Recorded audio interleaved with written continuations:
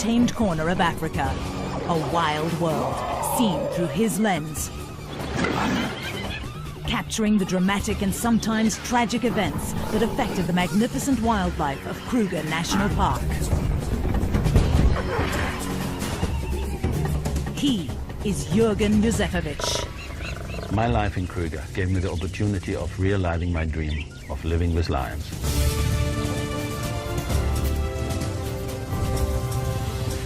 By 1998, Jürgen had produced 9 films about the wildlife of Kruger. Now, after several years, Jürgen and his wife Terina return for the first time to their old family home to retrace their footsteps and relive some of the most memorable experiences of their lives.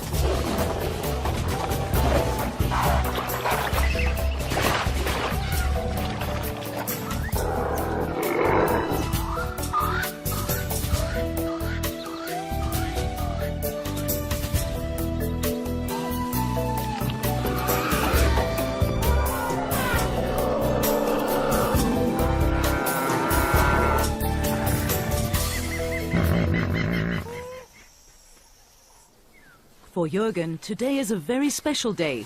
He steps out from behind the camera and meets his favorite animal face to face at the lion breeding project of Çukudu, a private game reserve near the Kruger National Park.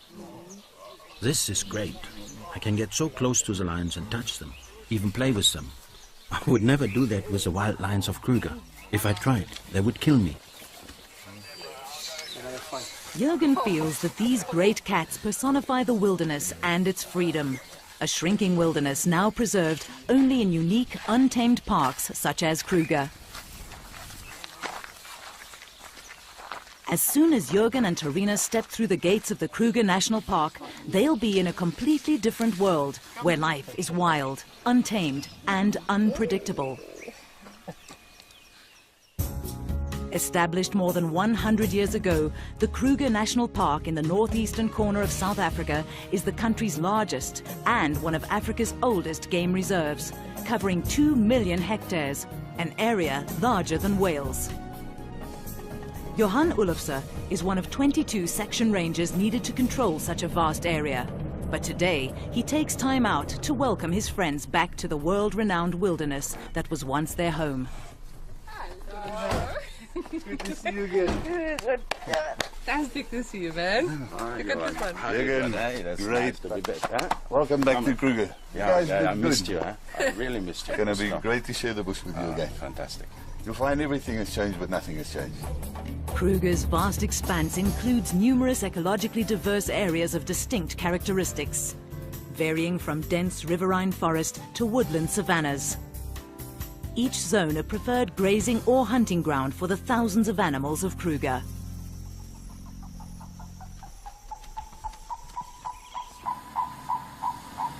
During their 12 years in the park, Jürgen and Terina lived, filmed and photographed in most of these areas.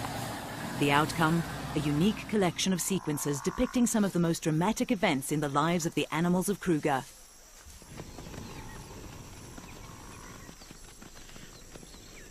Husband and wife grew to know the animals so well through their filming and photography that natural events touched their lives as much as they did the wildlife, the exhilaration of a birth, or the sadness of a death, and the heart-wrenching despair of a natural disaster.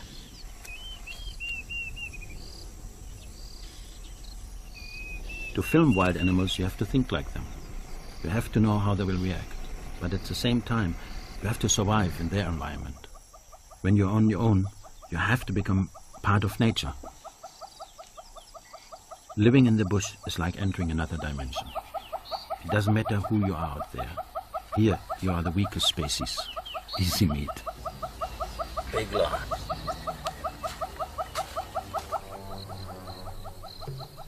Approaching wild animals is not for the faint-hearted, and only an experienced tracker should risk a close encounter with the king of beasts.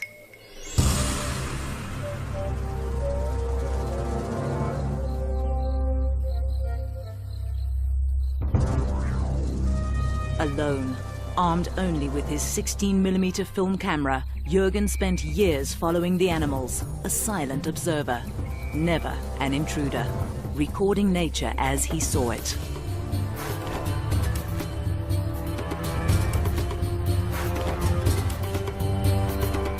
Lions became Jürgen's favorite subjects. They epitomized a power and freedom in the wild which man has lost. Kruger is lion country. For 8 years I followed one pride that hunted this area. These could be some of the cubs that I watched grow, but I don't think they remember me. Jürgen thinks back to 1989 when he first met a very special male which he named Hanglip. At that time, Hanglip and his brother had just taken over the pride. For the next 8 years, Jürgen watched as Hanglip maintained his authority. This is an incredible achievement for a lion. Research shows that most lions rule a pride for no more than 4 years before being ousted by a younger, more powerful male.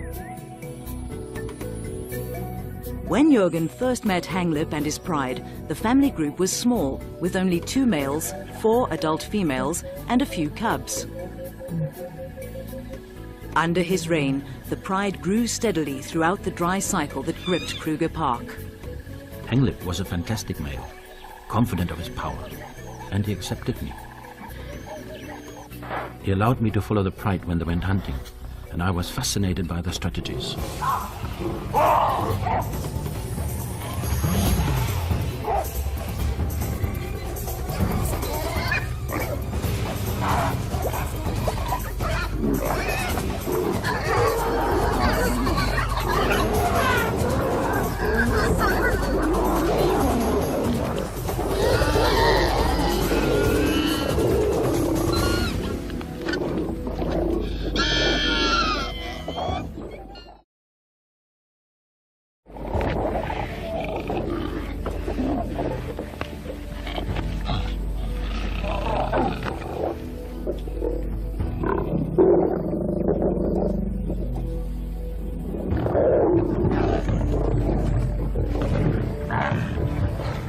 Lions set up their territories where hunting is best, but not all of Kruger offers an ideal habitat for them. In 1986, when Jürgen and Terina arrived in Kruger, they were based in the remote northern area of Pafuri. Here there were fewer lions, but the Levuvu River proved to hold other surprises, for Jürgen as a filmmaker, as well as Terina as a mother. Being the wife of a wildlife filmmaker is a completely different life. From being your own person, one becomes a person that follows another person's dream. And it depends on whether you enjoy that or not. I really enjoyed being part of a dream. I enjoy being in the bush. I found that when the kids came, it became a little bit more difficult. Sometimes I would take my son out filming with me. It was great. I loved having my family with me in the bush. Life was good, but these were times of change, and a frightening shadow loomed overhead. Animals is one thing. One can be scared of those. But people are different. People with AK-47s hold a totally different threat. In the late 1980s, this remote area of South Africa, bordering Zimbabwe and Mozambique, provided an ideal, unprotected entry for freedom fighters. They came at night, on foot. The scariest part for me in the bush was when we were huddled around the fire at night and we knew they were out there. We heard gunfire, but there was nothing we could do. We were totally vulnerable. Of course there were risks, living with a family in this area. But if wildlife filmmakers only worked where political situations are perfect, they would never make films. Now, 12 years later, the political situation has calmed, but life in the park continues as always. Some of the cycles are as predictable as the passing of the seasons, while others as unpredictable as a wild animal. Today, Jürgen instinctively applies all the lessons he learned while living in this untamed environment. He's confident that some things never change. To find the action, he looks for tracks in the sand by the river.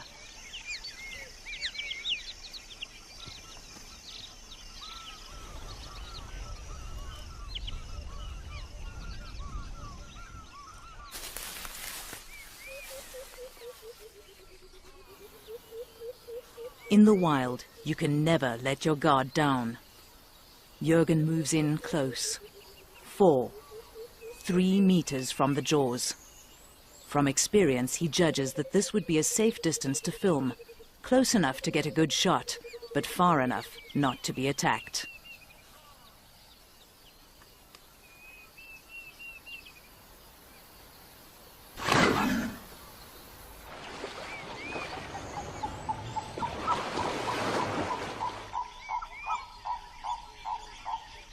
The river is full now, but back in '88 it was a different story. The river had stopped flowing and the animals had to come down to drink at the last remaining puddles. Here I could film some exceptional behavior.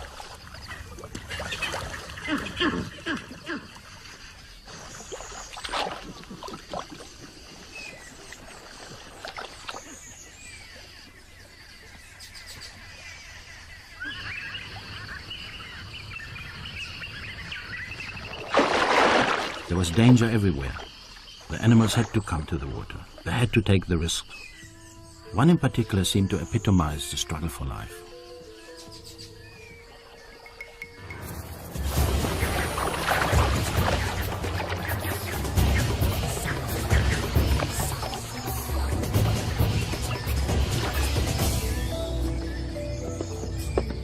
I was amazed that the little antelope had survived the attack.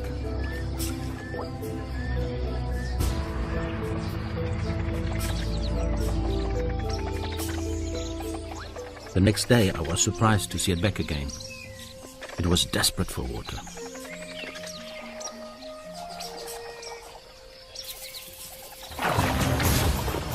After that, I never saw it again.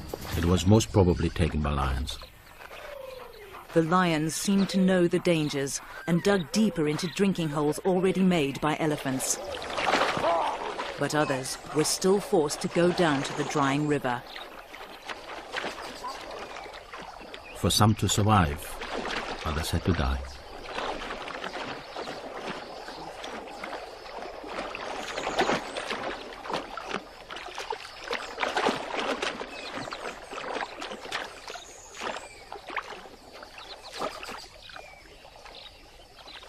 There were so many crocodiles crowded in the small pool.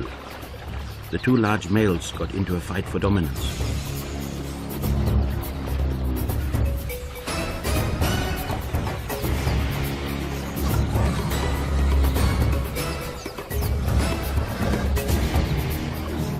It was like watching the clash of the titans, a battle to the death.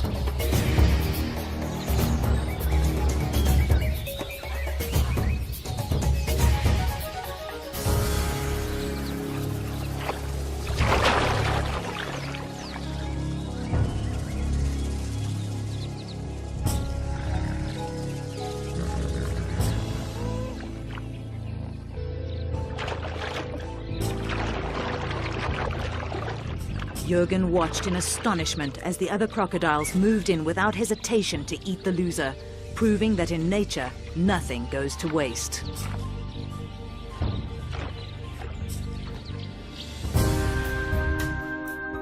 After 2 years in Pafuri, Jürgen had captured the unique beauty and stark reality of this region.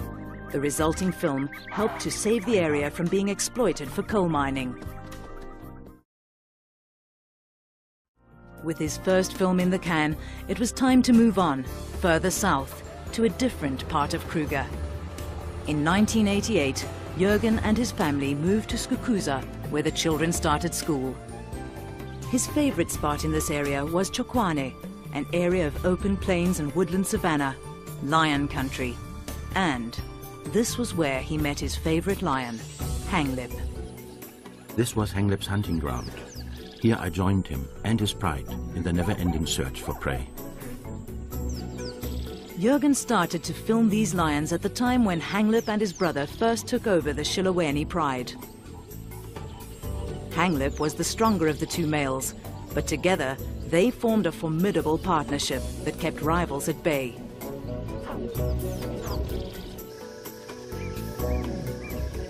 In the time I spent with him, Hanglip fathered many cubs.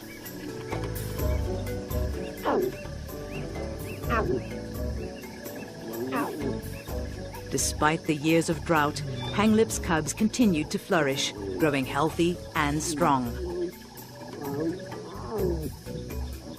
Lions can subsist for long periods of time without drinking by using the moisture present in their prey. And prey was plentiful.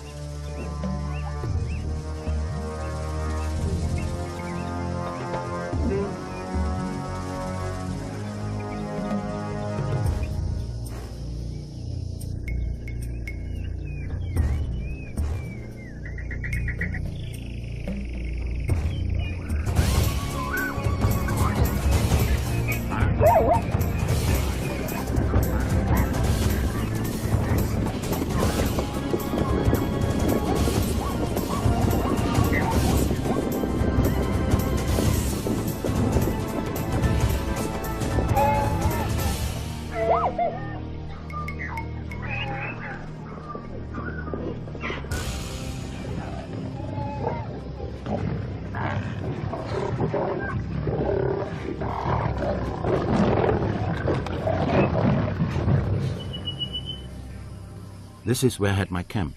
There are no lions here today. But back then, I would sometimes come home and find lions lying in the shade of my tent. Then I would wait until they moved away.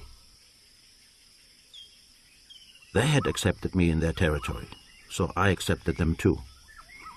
I was truly living with lions.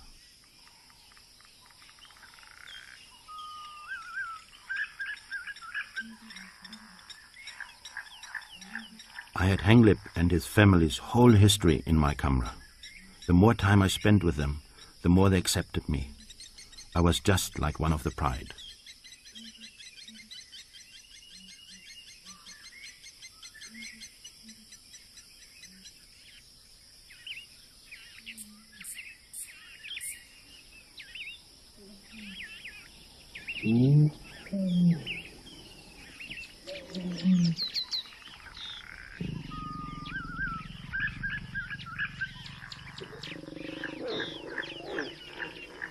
A unique opportunity presented itself when Hanglip mated with one of his females.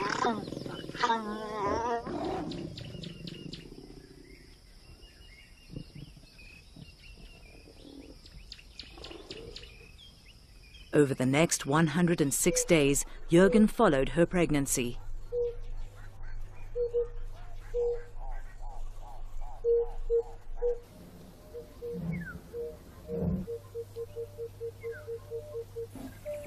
One day, she did not join the rest of the pride when they left to go hunting.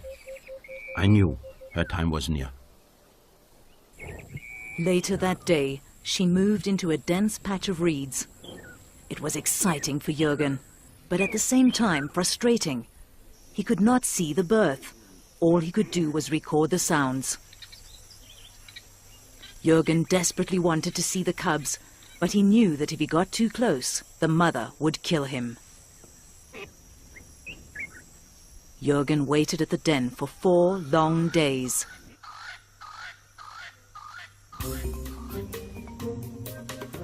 Eventually, hunger forced the lioness to leave her cubs unattended, and Jürgen saw his chance. I crawled into the den with my camera, and I said to myself, Jürgen, if she comes back now, you're dead. But I had to go in. I felt like they were a part of my own family.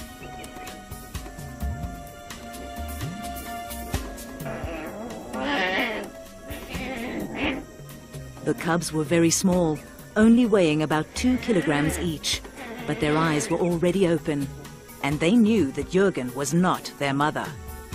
They started hissing at me. I knew if their mother heard them, I would be in big trouble. I had to get out of there fast. I got out just in time before she arrived back. I'm sure she could smell that I'd been with the cubs, but her first instinct was to check if they were okay. Whenever something special would happen with Hanglip's pride, Jürgen would come fetch me and he'd take me there. And when the cubs were out of hiding, I saw them and they were absolutely beautiful. After about 6 weeks, the lioness joined another female with cubs slightly older than hers. Then, Jürgen could film without any danger of being attacked, and spent as much time as possible recording the family's activities. The lionesses were attentive mothers, but they had to eat to survive, and every 2 or 3 days they had to hunt. During their first 2 months, the cubs were too young to follow their mothers, who would have to leave them behind, alone and unguarded, until they found someone they could trust. They would get ready at night to go hunting, but sometimes the mothers would bring the cubs over and leave them with me. Jürgen had unwittingly become a nanny. It was a great privilege, but it had its drawbacks. I was a Helen. I wanted to film the excitement of the hunt, but I felt responsible for the cubs, and so I stayed with them.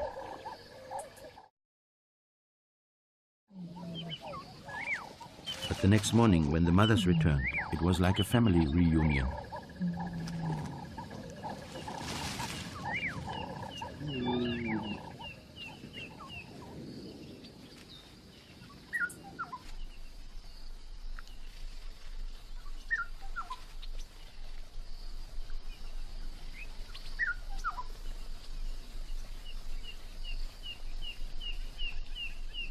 Whenever Jürgen was not with Hanglip's Pride, he kept an eye out for other filming opportunities. He sometimes followed other lions and the animals that shared their territory.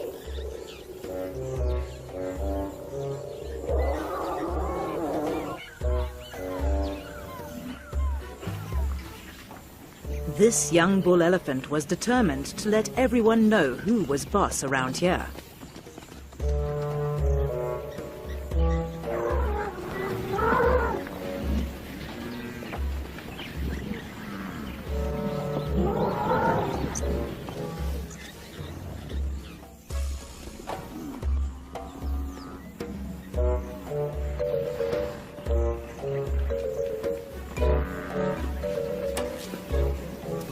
He seemed irritated with everyone, even Jürgen.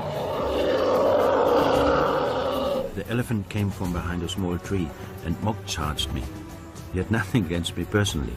He was just telling me to go away. I realized then that I was parked under his favorite tree.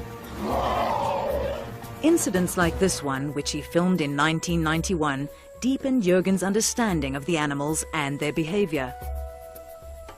They are invaluable lessons which he has never forgotten, and ones that he must use again every time he returns to the bush. Useful skills if he is to come face to face with one of Africa's big five. I believe animals are just like us, just another tribe. To understand them, we have to learn their language. Over the years alone with them in the bush, they have taught me when I should back off and when I can stay.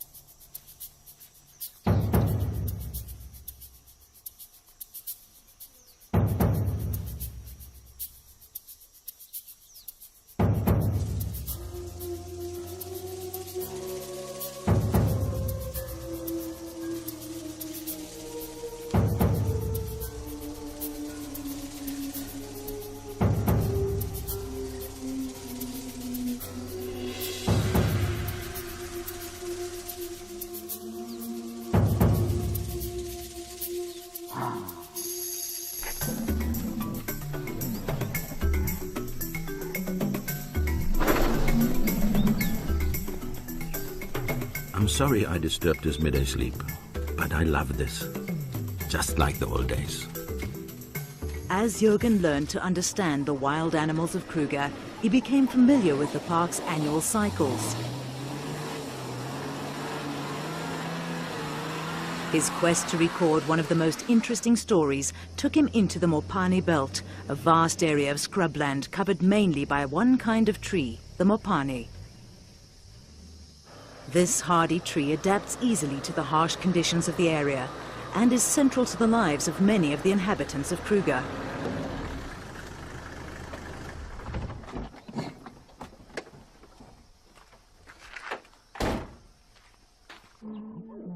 Lions use these trees for shade, but they're not what draws Jürgen back to this area.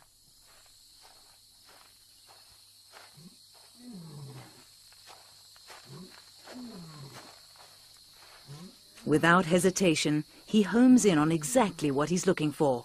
Perfectly camouflaged among the leaves, a Mopani moth, an insect whose entire life cycle is centered around this tree. Can you see how worn her wings are? That means she has finished laying her eggs. She'll die soon. It's not only the big animals that make up the wonders of Kruger. Insects are equally important here. I wanted to record their lives too. Jürgen's unique footage revealed an amazing life cycle never before seen on film. The adult moth has no feeding organs. Her entire purpose is to mate and then lay about 200 eggs. Her life lasts no longer than 3 days. Tiny caterpillars hatch between 3 and 4 weeks later. They only need to crawl a short distance to find their food source, Mopani leaves. The brightly colored caterpillar is a feeding machine, growing rapidly to a length of up to 13 centimeters. Its skin does not stretch with its expanding body. The caterpillar needs to molt 6 times before it reaches full size. By this stage, the caterpillar becomes one of the richest sources of protein for animals and birds. After 6 weeks of blissful overindulgence, the caterpillar leaves the tree and finds a soft, sandy spot in the soil near the base of the Mopani. It burrows down into the sand, where it hollows out a cell and gradually turns into a pupa. Here it will lie as it goes through its dramatic transformation. No one could tell me exactly when the moth would come out, so I had to be there every night to make sure I didn't miss it. But I wasn't alone out there.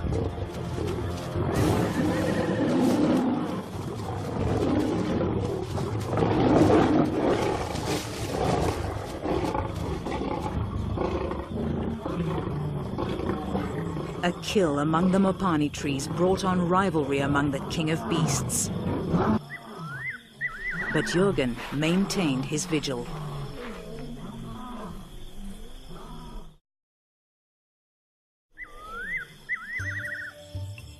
After almost 6 months, the newly formed moths emerged, and Jürgen was ready to record the event. Now that I'd seen the whole cycle, I was amazed at the ability of this one insect to transform itself. It just shows that everything in nature, no matter how small, is determined to beat the odds to survive. I find that fantastic.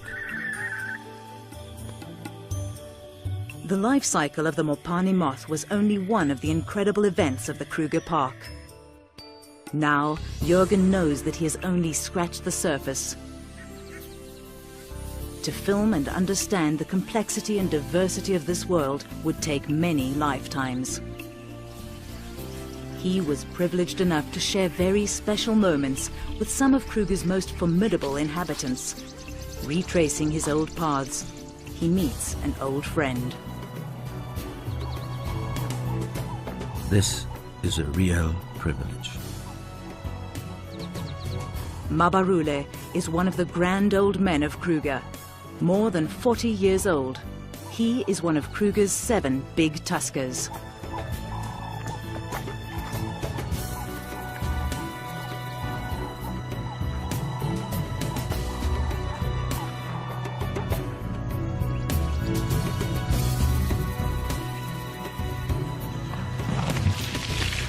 Mabarule is here to cool off.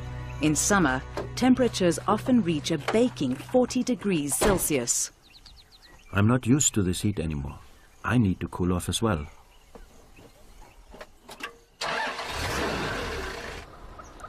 Like all the animals in the bush, Jürgen had to adapt to the extreme heat and had to find some inventive means to cool down. Just like the old days, he returns to one of his favorite swimming pools.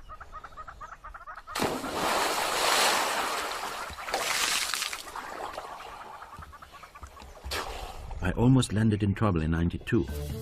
I was taking a swim when a huge head suddenly appeared over the top of the reservoir. An elephant bull had come to drink and I couldn't get out.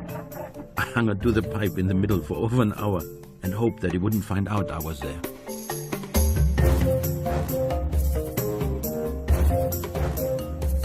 During the driest months, the man-made dams of Kruger become the lifeline for many of the animals.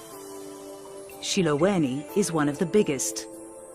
Fed by the summer rains, it usually retains enough water to last through the dry months. But Jürgen recalls that it was not always so. This is one of my favorite spots, but in the drought, it was just a little puddle. 1992 saw the worst drought in Kruger in living memory. The first animals to suffer were the resident hippos. Jürgen watched as the water shrank around them. The last of the muddy water drew many animals to the dam. The only ones not to feel the effects of the drought were the lions. In fact, they thrived. Hanglip's pride had grown into a formidable hunting unit, 28 strong.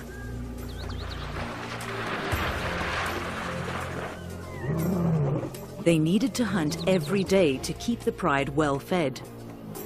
During this period, they literally lived around the dam, waiting for an opportunity to strike.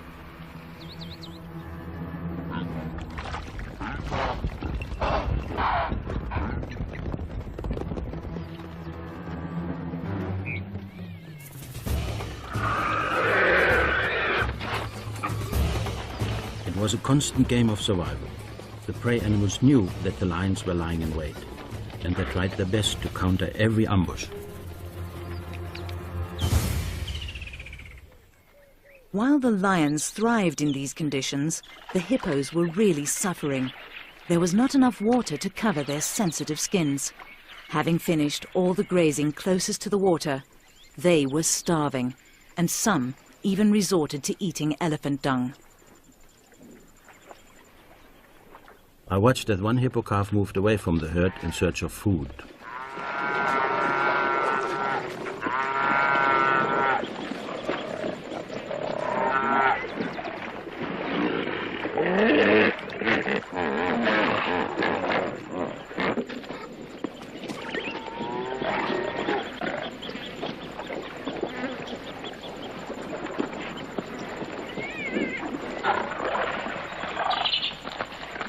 The reaction of the hippos was incredible.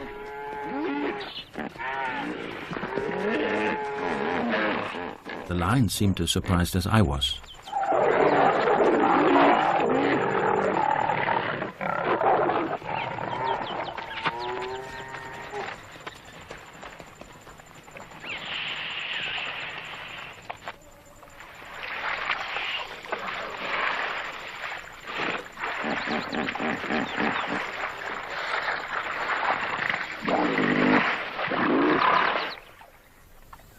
Tolerance levels diminished, all fighting for the last remaining drops of water.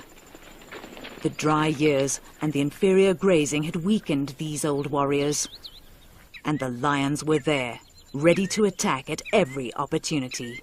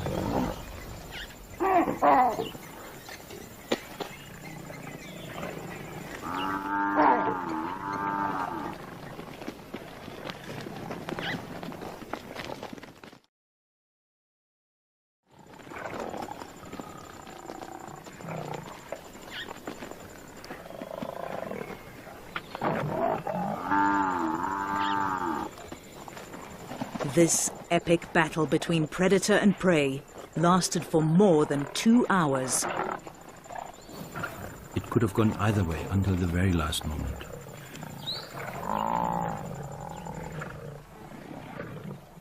I felt sorry for the buffalo. He fought bravely, but he had had a good life. I couldn't help it. My heart was with Hanglip and his pride.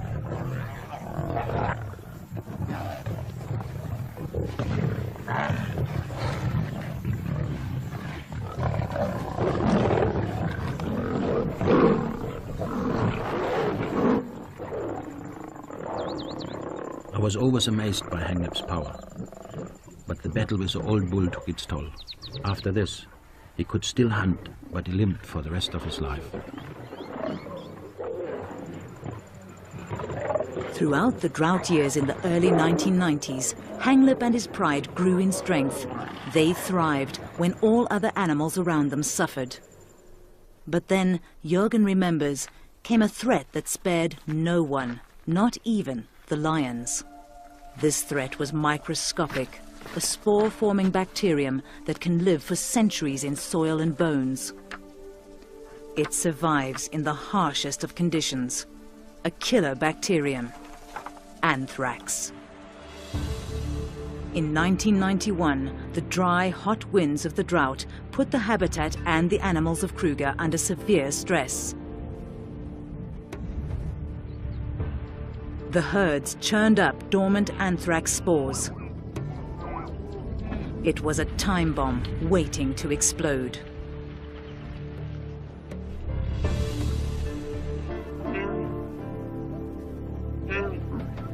The anthrax infected the weakened animals, entering their bodies through wounds and scratches in their mouths caused by feeding on the tough, dried-out vegetation.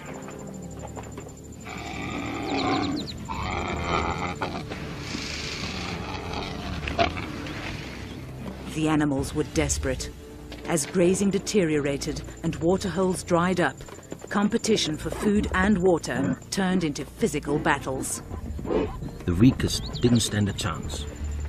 This zebra was kicked to death by its rival, a victim in the struggle for survival.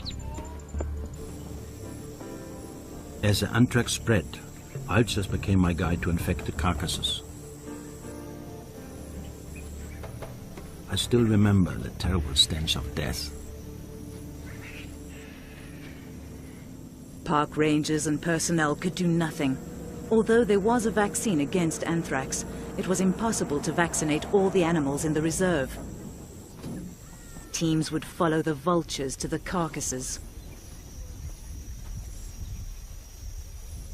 All they could do was to take blood samples to confirm the cause of death.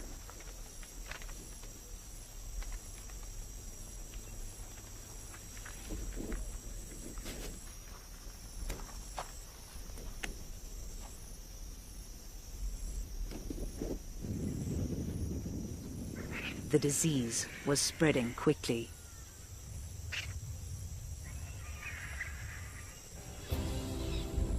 Even the largest animals in the park had no defense against the devastating power of the anthrax.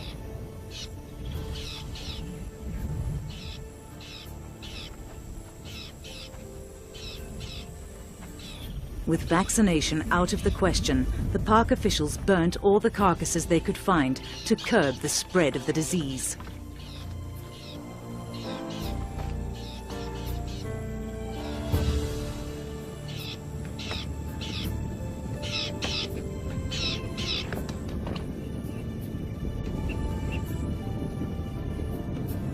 But Kruger is an enormous park with thousands of hectares of remote land. It was impossible to find all the carcasses. The scavengers could smell death miles away. No carcass was left untouched, and slowly these scavengers were infected too.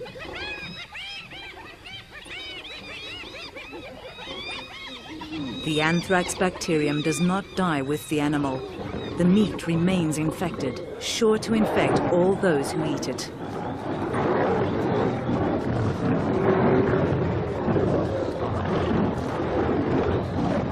What seemed like a feast for the scavengers and predators was actually a death warrant. The anthrax outbreak was a terrible time for me. I saw my friends eating infected carcasses.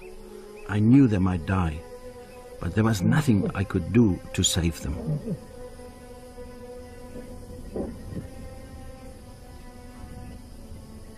As the disease developed in the animals, the swelling of their mouths, heads and throats made it more and more difficult for them to breathe. Scratch marks in the ground bore silent witness to the animals' desperate struggle for air during the last moments of life. I had seen my lions at their peak, at the top of the food chain, but over 2 seasons everything just seemed to fall apart. Those that were found were put out of their misery by the rangers.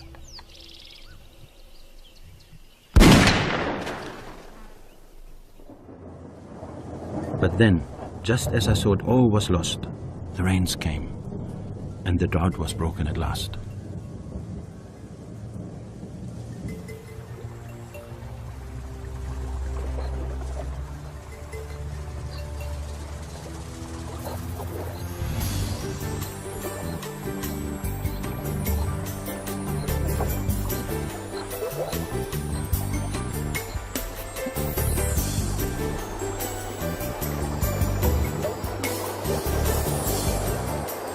Floodwaters, the only force that has the power to stop anthrax, washed the spores downstream and into the sea, where the salt water eventually destroyed the bacteria. Incredibly, not all life was lost. The young and healthy survived. Much was learnt during that anthrax outbreak, and today researchers see anthrax as nature's own culling mechanism.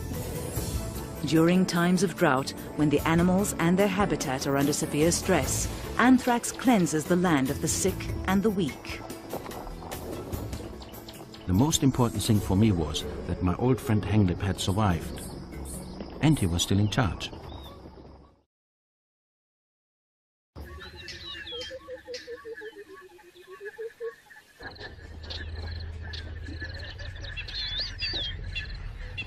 After 10 years of drought, Kruger now started a time of good rains and rebirth.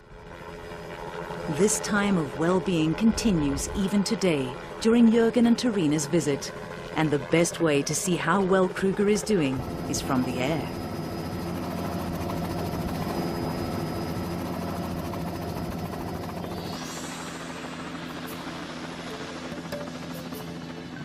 Nature is fantastic. It recovers so quickly. Not a trace of the dramas that played themselves out here during the drought. The river is full now.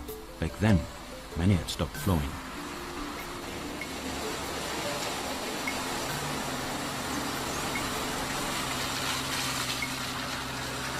Good rains mean that there's plenty of grazing, and the impala population flourishes. People don't take much notice of impalas because there are so many of them. But they are amazing animals, perfectly adapted to their world. During his 12 years in Kruger, Jürgen was determined to film an impala birth.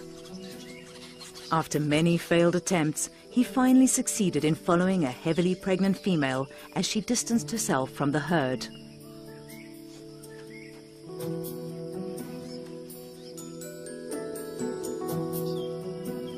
I really struggled to film this birth because impalas are very cautious and secretive.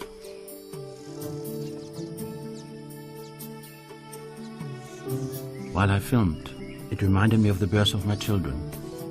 Life is the same for all of us. Impala ewes give birth just after the first rains, but if the rains are late, some people believe that they're able to delay birth for up to a month. This could give their lambs a better chance of survival.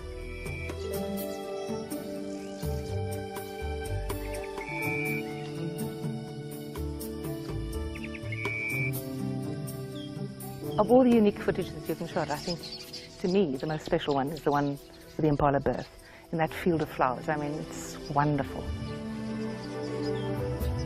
This vulnerable baby with this vast wild wilderness surrounding it and all the dangers in it. I could relate to that, having raised my own children in the same environment. There are dangers everywhere.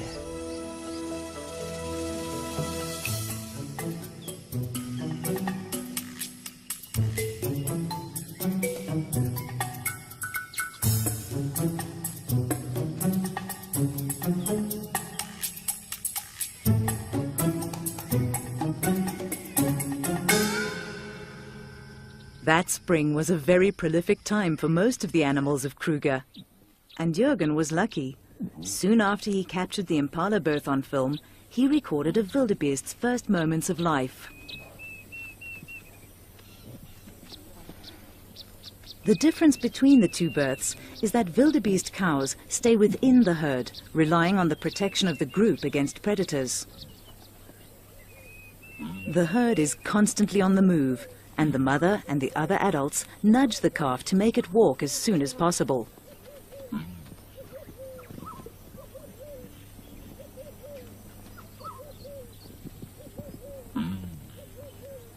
After only 5 minutes, it is ready to move with the herd. Jürgen and Terina relive fond memories, but their visit to Kruger has almost come to an end. Once again, they meet up with Johan. Hey Jürgen, how are you doing today? All right, nice. Hi Terina. Have you seen the lion? Yes, I did. Nice price of 12. Through the river, 2 k's up the track. Oh, thanks a lot. Then. Go and enjoy that. Hi Terina. Enjoy.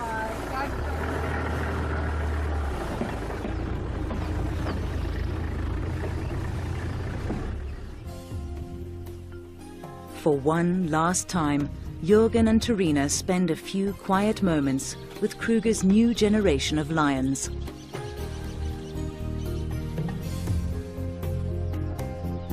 These seem as healthy as the pride they once knew.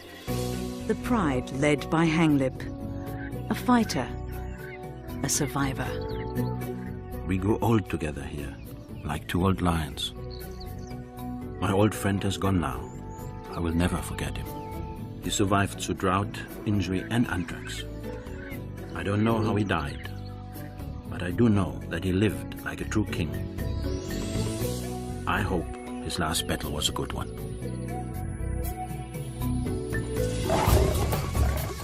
During my 12 years in this park, I saw many sides of nature. I saw royal battles, and I saw death in all its forms. But I also saw how wonderful life can be.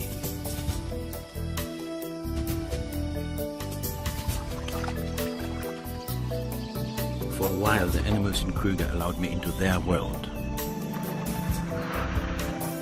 I was a part of it all.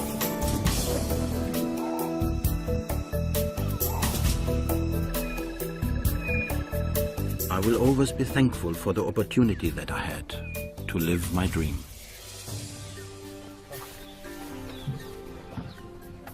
I have to leave now, but a part of me will always be here, living with lions.